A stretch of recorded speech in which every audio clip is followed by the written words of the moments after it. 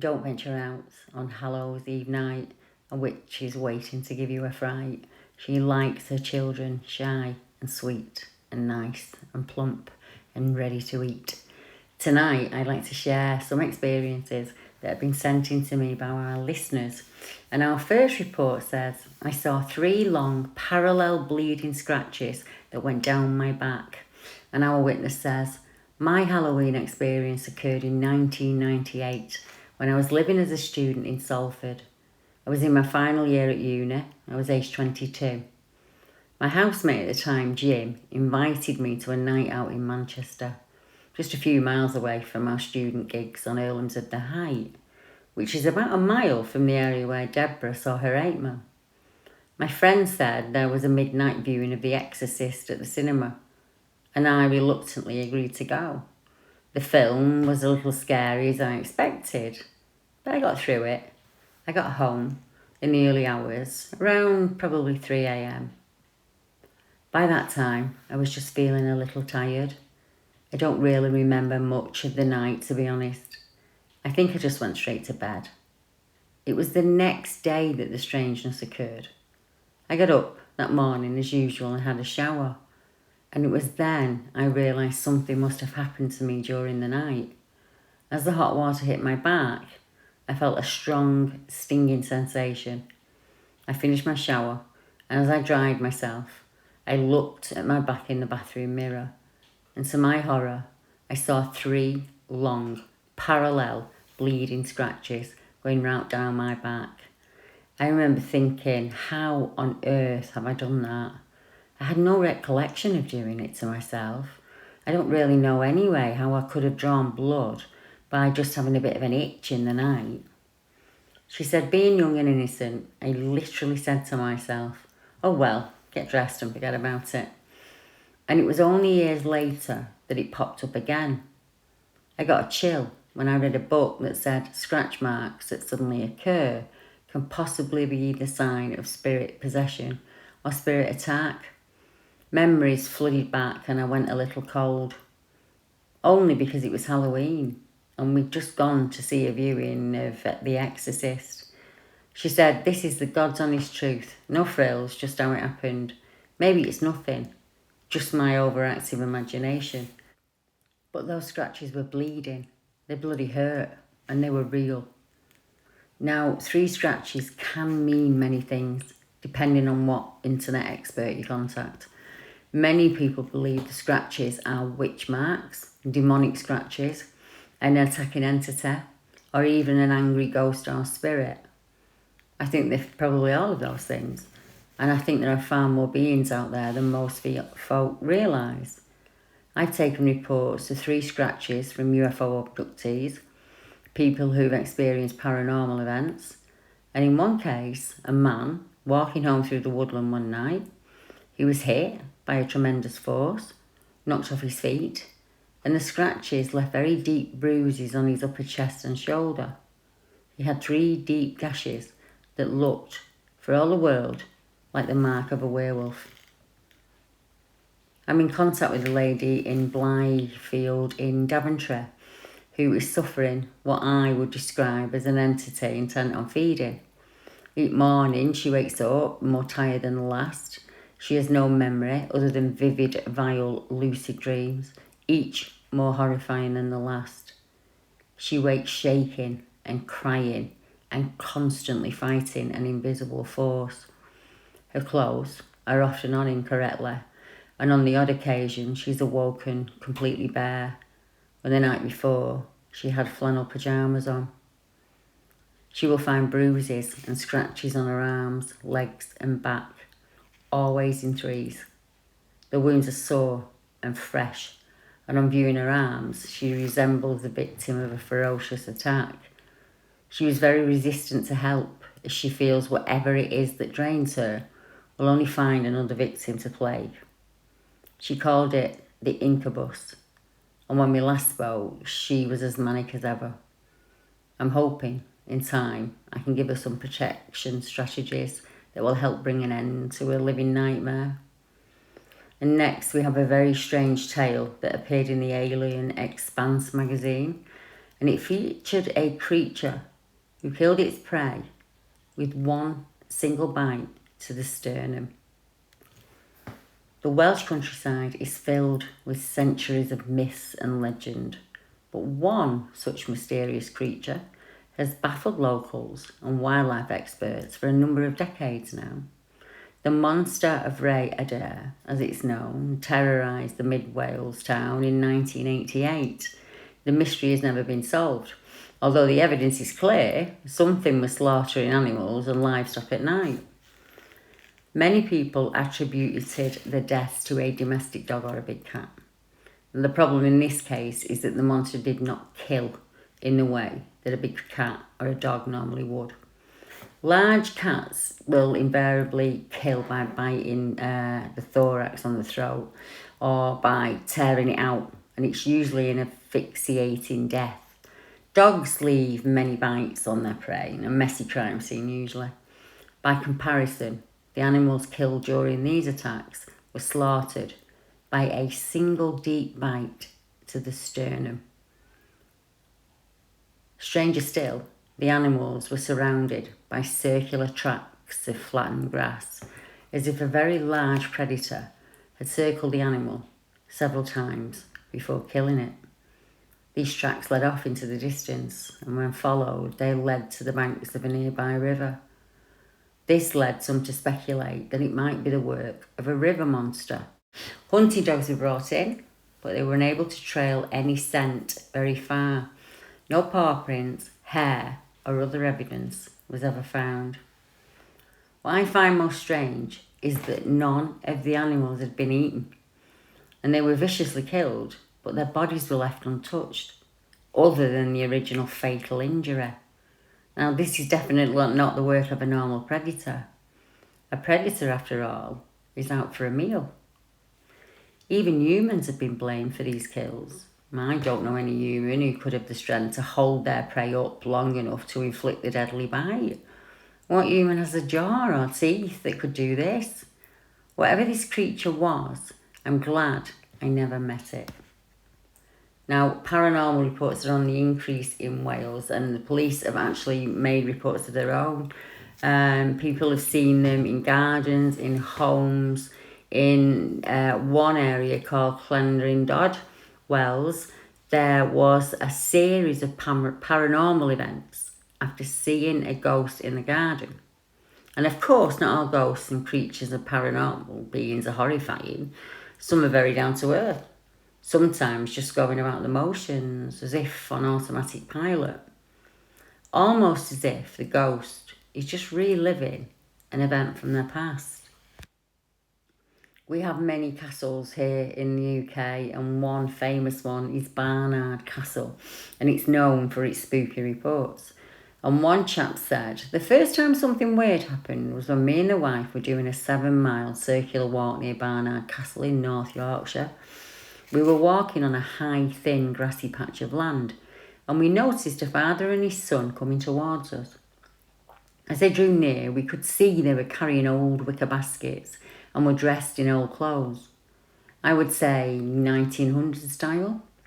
When we walked past them, there was no eye contact made.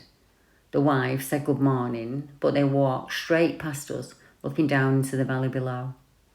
We walked another 30 seconds, and we both looked at each other and said, that was strange. And we both looked back, and they'd gone. And there was nowhere they could go. It was very weird. And as you can imagine, this is not the only ghost story associated with Barnard Castle or the land that surrounds it. Over the decades, people have reported seeing Lady Anne Day at Barnard Castle. One legend says she's being tossed into the river by her murderer, reliving her deathly plummet, as it was said she was tossed over the parapet. In another version, it said that Lady Day died of natural causes, and a ghost would be seen at night wearing a red cloak, and as she crossed the river, possibly sitting on the shoulders of her husband Roger. And it's said that Anne's husband also returned as a ghost and took up residence at the Friar House. The occupants did not appreciate Roger, their phantom lodger, so it's said that he was banished by priests. Less than a half a mile away from the castle sits Deerbolt, which is a young offenders institute. And in 2014, it was reported that the lighting was switched on and off numerous times when all the inmates were in their cells.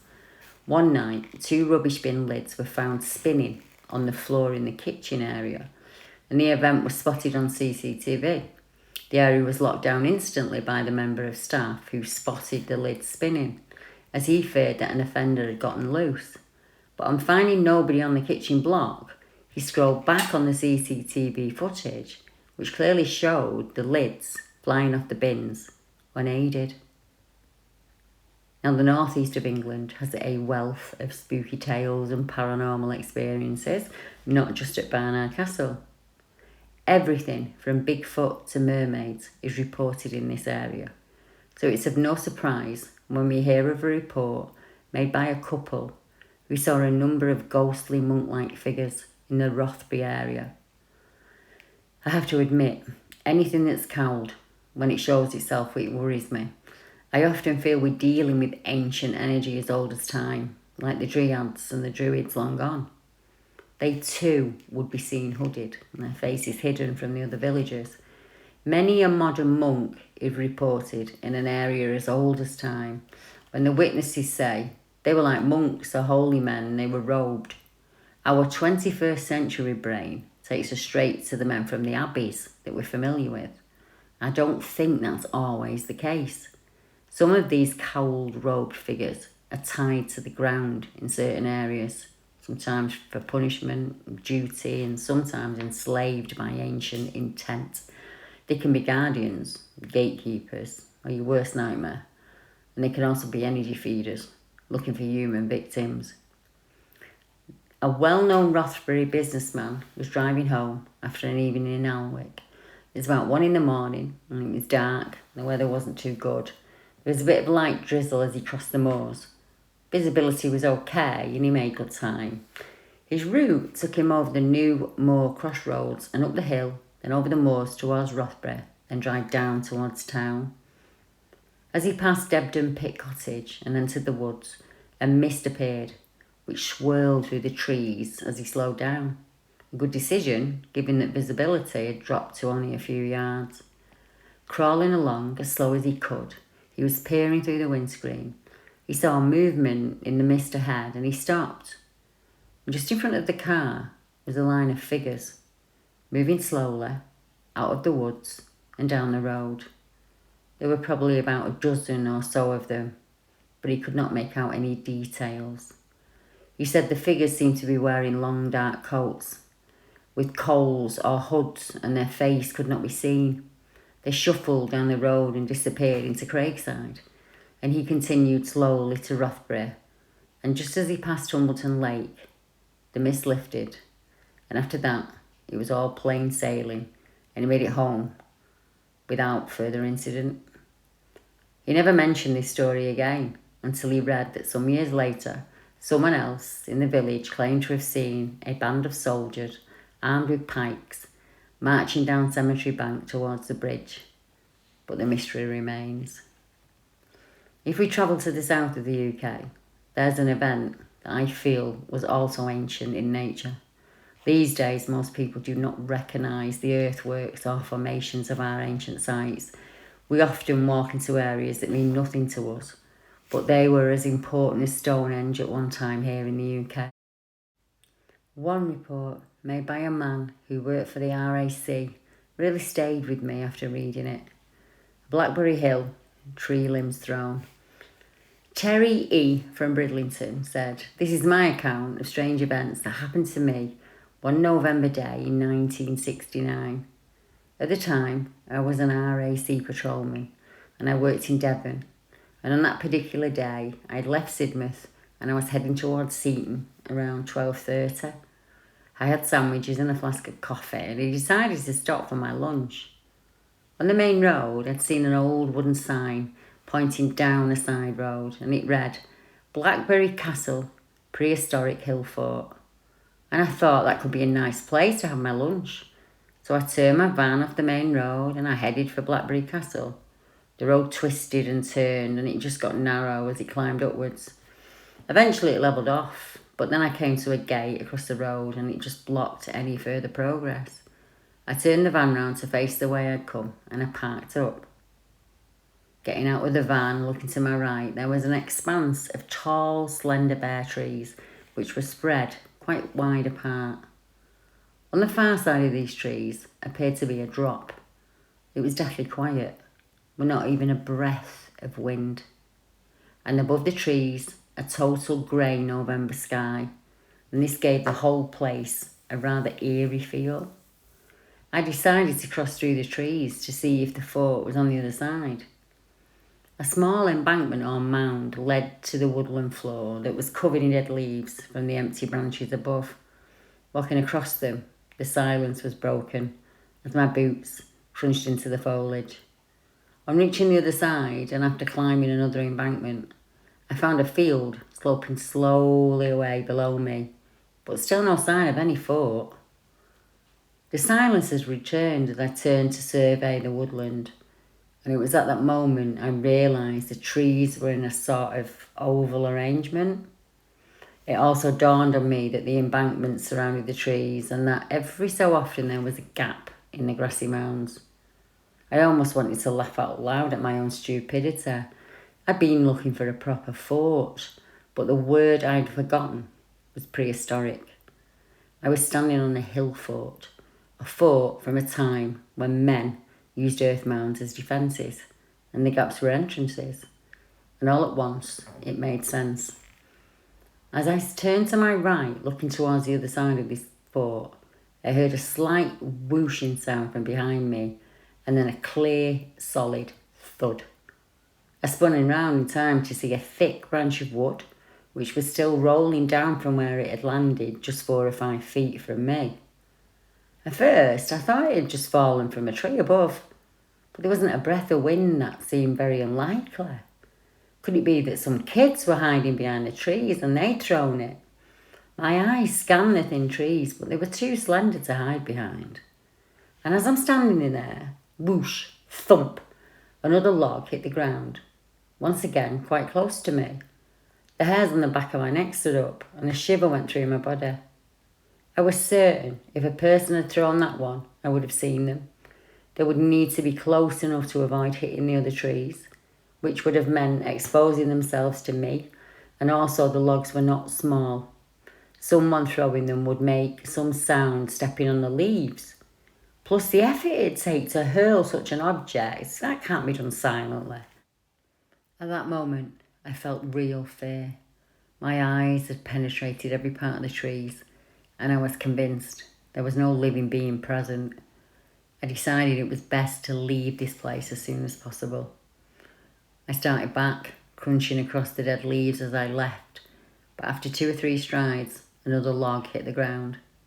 I faltered for a second and looked back. There was no person in any direction. I picked up my pace, but before I could reach my van, 2 more logs had missed me by inches. Approaching the vehicle, I fumbled to get my keys from my pocket. I hadn't bothered to lock the door, so I jumped in. My heart was beating like a hammer. And as the engine burst into life, I looked back towards the thin trees, and there was not a soul to be seen. But even as I hurriedly moved away, there was a loud bang on the roof of the van, closely followed by another. And as I looked in the wing mirror, I saw a log fall from the roof. I didn't stop for probably 2 or 3 miles where I met a main road again. I turned off the engine and I sat for a few minutes. I had to try to gather my nerves and thoughts. Was it for real? Had it really happened? I tried to rationalise everything, going over it slowly in my mind. At that moment, I needed to prove it to myself. I climbed out and looked at the roof of the van, and there were 2 quite distinct dents where logs had been thrown by unseen hands and they'd landed on my roof. A total of 7 logs were thrown at me, while coming close, none actually hit me. So could it have just been a diversion maybe to scare me away? I don't suppose I'll ever know, he said. But if that was the purpose, it certainly had the desired effect. He went on to add, I can only imagine something had returned from the past, a time when a log of wood was a weapon. something that saw me as a threat to its community. Perhaps some kind of window through time had opened, enabling some spirit to come back for a brief moment on that cold, grey and windless November day. I can tell you, I thought long and hard for a rational explanation, and I can find none. I would go back to Blackberry Castle, but on a bright, sunny day, and even then, not alone. One area in the UK that feels ancient is the beautiful and desolate Isle of Orkney, an area steeped in legend and lore. Fairy folk and kelpies abound, and trolls and little folk hide in the rocky ground, and sirens sing to handsome sailors in order to lull them into their depths. One of the most remarkable places to visit is Orkney, and there is a Stone Age village there of Skara Brae, it's called, which was hidden away and perfectly preserved in a sand dune until it was found in 1850. Now, on the sandy shores of the Bay of Scale stands a majestic scale house, and it's one of Orkney's finest mansions, and it's surrounded by thousands of years of history. Built in the grounds of a Neolithic settlement at Skara Brae, Scale House sits on land inhabited for over 5,000 years. It's said that it could be built on top of an ancient Pictish burial ground, which could be why there have been so many sightings of ghostly figures in empty rooms and odd occurrences like the sudden waft of cigarette smoke or perfume in the air. There's one particular spirit that most intrigues visitors to the Scale. Now, the present laird swears that he and his dog heard footsteps late one night when he was doing some work on the house. His dog raised her hackles and barked loudly, and she ran out of the room. But there was no one there. And this presence has been attributed to a ghost known as Ubby, who many years ago built a small island in the middle of Scale Loch by rowing out and dropping stones which can be still seen there today. He's reputed to have died out there, and now he haunts the wing of the house where he once lived. There have been other sightings in the main house by both visitors and staff alike. One employee reports she saw the reflection of a man in the shop, but when she went through to serve him, there was no one there. And she said he was a tall man with dark hair which was going thin on top. It was not my imagination. The house was searched but found to be completely empty. In another story, a visitor claimed that she had a question about the house and she'd spoken to a gentleman about it, and she'd raised that to a member of staff in the gun room, but the member of staff said there were no males working that day. There have also been many strange sounds, doors opening and closing of their own accord, and even smells. Malcolm McCrae, the owner of Scale House, reports that he was in the attic office and there was a smell of fresh cigarette smoke, and both he and an employee commented on it, but could not find the source of the smell. This is a familiar tale, as you know. The one thing that is certain is that there are skeletons under the floorboards at Scale. During preparation of Scale House for its opening to the public, 15 skeletons were discovered south of the south wing and under the gravel in front of the east porch. Radiocarbon dating showed these skeletons to be Norse. Prior to this, skeletons were found under the flagstone in the main hall when it was lifted to be replaced by oak flooring in the 20th century. At that time, the bodies were put back carefully and they remain there to this day. We now know that they are part of a Norse graveyard. Many of our ancient halls, castles, priories or stately homes have gruesome stories in their history. Many also contain the bones of people imprisoned in dungeons below or hung in cages, interned in walls or grounds. Many of the homes insist that the bones or skulls stay as they were found, as often great misfortune or abject terror will follow their removal. The Screaming Skull. When Sir Henry Griffiths built Burton Agnes Hall, he had no idea that it would become his daughter's final resting place. But his daughter Anne was so taken with the building that she couldn't bear to be parted from it. Just 10 years after it was completed, she took a fateful journey to St. Quintin's at Harpham, and she was robbed and attacked on the road. And although gravely injured, she made it home to the hall, but sadly she died just days later. Before her death, Anne told her sisters that she would never rest unless part of her remained in the beautiful home. And when she died, they didn't listen, and she was buried in the churchyard. So her ghost returned to haunt them. Night after night, raps would resound around the hall, terrifying its residents. Traumatised, they consulted a vicar and opened Anne's grave to bring her skull inside the house. When it was interred with the house, all the activity stopped. So long as the skull remains undisturbed, the hall remains peaceful, and Anne keeps her distance. Now, the Screaming Skull of Wardley Hall sits between Swinton and Walkden on the A6, and it's made up of just a few houses, a stud farm, fields and countryside. If you blinked, you'd miss it. But it does have one infamous resident known as the Screaming Skull. The area is one I know well. The house containing the skull sits opposite my family home. Kids around there would grow up hearing stories of the wailing skull and how mishaps would happen if it was moved. There are local reports of lights in the woodland that runs alongside the house, wood knocks and quick-running figures, and one local burglar went straight, he said, after he was tripped as he was trying to empty the premises by something unseen. Now, the local story says the skull belonged to Father Ambrose Barlow. He was hung, drawn and quartered in 1641. His head was then put on display for all to see in Manchester before being entombed in the house of the Archbishop of Salford. And the skull was lost in history for a while and then rediscovered in the 18th century by the owner of the house.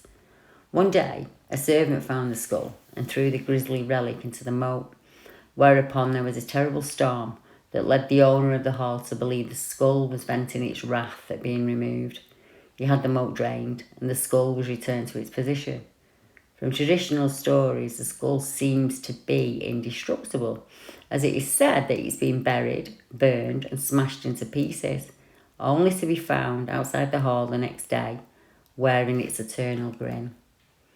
An attempted break-in in the hall was foiled by one of the many ghosts said to reside there. In the 1990s, one man decided to break into the kitchen area, believing the hall to be empty. He said he felt creeped out, and the second he stepped a foot in the woodland, he felt followed by something hiding in the tree line. The closer he got to the hall, the more creeped out he felt.